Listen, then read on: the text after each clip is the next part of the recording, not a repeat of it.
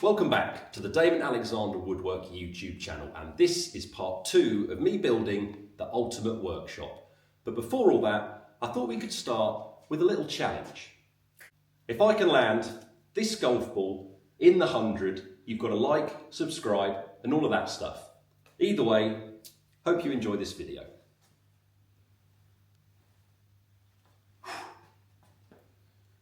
Lighten the wrists, yeah?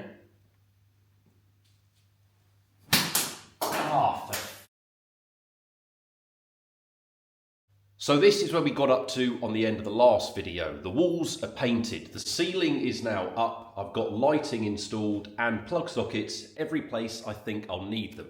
The floor has now cured, and even though it's not perfect, there's a few bumps and light air holes. All in all, I'm very happy with it. The first part of this video is going to be sorting this corner of the workshop. I want to install some shelving units which I can keep all the offcuts of wood on. I've got 3 of these flimsy metal shelves that I'll be using to store the wood on, and I've already joined them together. Thinking about it though, it's now going to be quite awkward to move into position, and that means I'm going to need some help. Let's see if she's happy to help, and hopefully this time nothing falls on my head.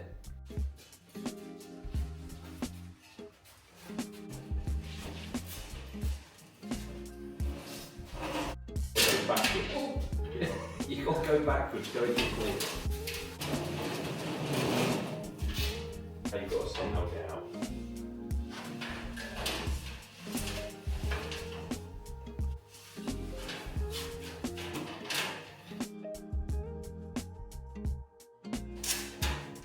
Just like that. Thank you. Yep, so once again my girlfriend came to the rescue and helped me get these shelving units in place. Then all I had to do was attach them to the wall, and once I'd done that, I could start filling it up with all the offcuts of wood that I've kept from previous projects. These units are brilliant for storage, and even with all of my offcuts of wood on them, I was barely using 2 of them, which meant on the 3rd unit I could use that to display some old projects and bits that I hadn't sold yet.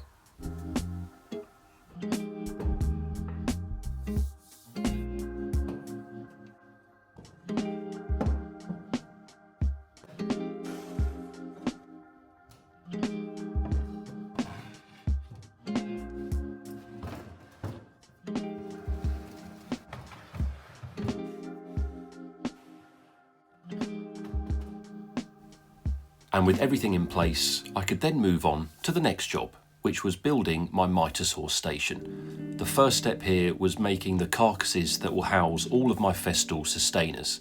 For these, I was using some 25mm thick birch plywood.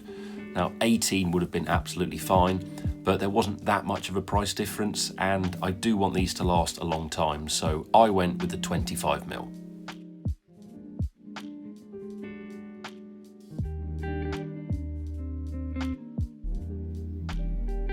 There's nothing too exciting to see here. I just used pocket holes and glue to hold everything together. The important part was making sure that the carcasses were the exact right size to fit these Festool drawers. I also wanted to be able to move this in the future, so I was careful not to glue all the cabinets to each other, because if I had, the whole thing would have weighed an absolute ton. I'd love to say that once we'd done the floor levelling from the last video, the floor was now perfectly flat. But it wasn't. There were still some areas that were a little bit low. So I thought it made more sense to build a simple base that the cabinets would then sit on. I could use shims to get everything dialed in, and then that way, once the cabinets were lifted onto this base, everything should be dead level. Even though I'd kept these base units separate, they were still seriously heavy and awkward to move. But with the help of a sack barrow, I got them into position, and when I did finally line both of the pieces up, I was surprisingly happy how well it went together. And with that first part done, I left it there and took a couple of days off before tackling the next stage.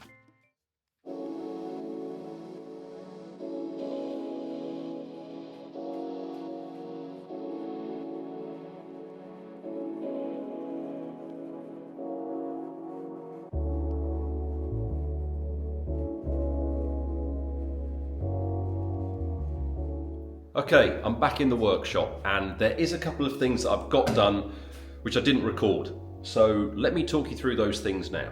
All these base cabinets are now fixed in position and I've got the worktop installed as well. I have got all the drawer slides in for the Festool sustainers, and I've also done some prep work in order to get this Kapex mitre saw properly installed. I've got the dust extraction underneath in this cupboard. I've already drilled the hole through for the dust extraction and the power cable runs out the back there. So let's get this mitre saw in place, and once I've done that I can put in this remaining bit of worktop, make sure everything is dead level and in line, and then that's job done on that part. Yeah, let's crack on.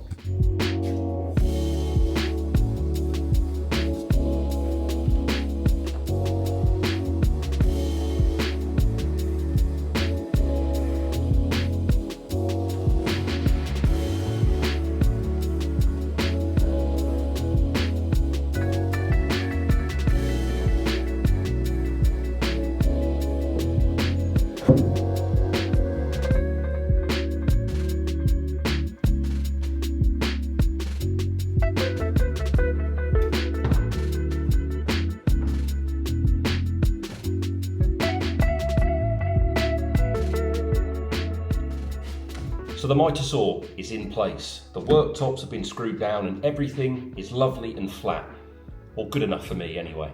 The last job I need to do is install a mitre fence on this side. I got this from Rutland's. I've got no idea if it's any good. I'm nowhere near big enough to have a sponsor, so if you're doing this, shop around and buy whatever you want. Should be relatively easy to install. Let's get this done. I used my 3-metre Festool track and pushed it tight up against the existing mitre fence on the Kapex. Doing that gave me a perfectly straight reference line, which I could then use as a marker to fix the Rutland's fence extension in exactly the right position. The mitre saw station is now complete, ready for use, and I'm very happy with it.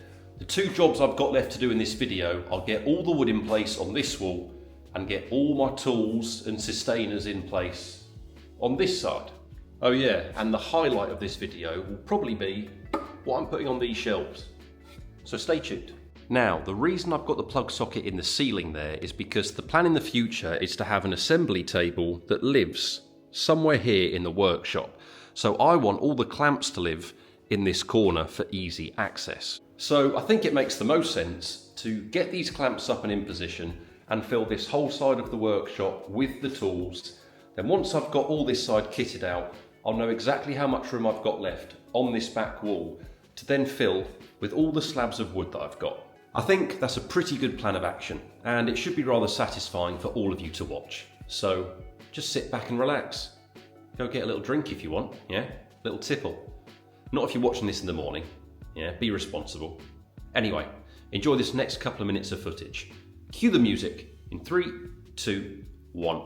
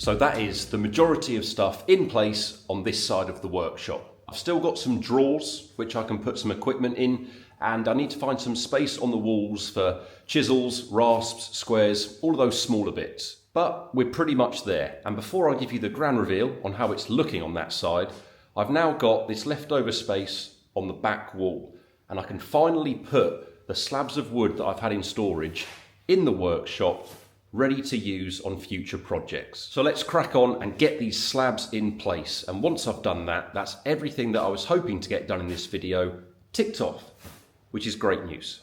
Let's get it done.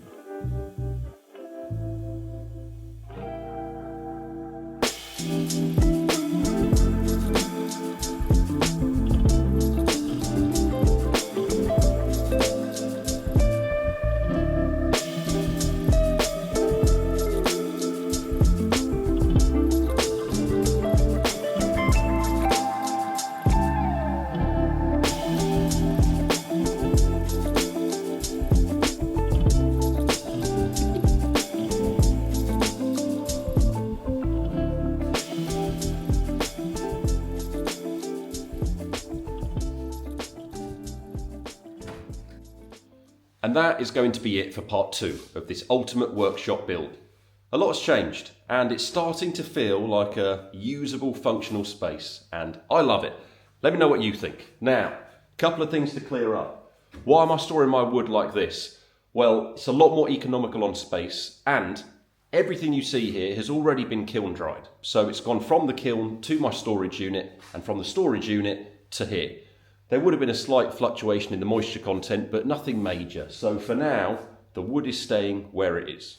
And secondly, why have I got toys in the workshop? 2 words, yeah? Beanie Babies. Anyone remember those? They were huge when I was younger. I had loads of them, kept them in great condition. When I grew up, threw them away. I found out about 6 months ago, they're selling for like thousands of pounds. And I will not miss out again. I think these are the new Beanie Babies. So in 10 years' time, I can make a video on YouTube and title it, I Told You So. Yeah? That, and my girlfriend probably won't let them in the house. So just a heads up that part 3 will not be out for next week. I only want to bring you videos if they've got some substance to them and I'm happy with the product. And for part 3, I need to get the slab flattening table sorted and set up, ready to use. I need to build an assembly table. I've got to invest in vices and more equipment. And for that to happen, I need to build some projects first, because I'm not made of money.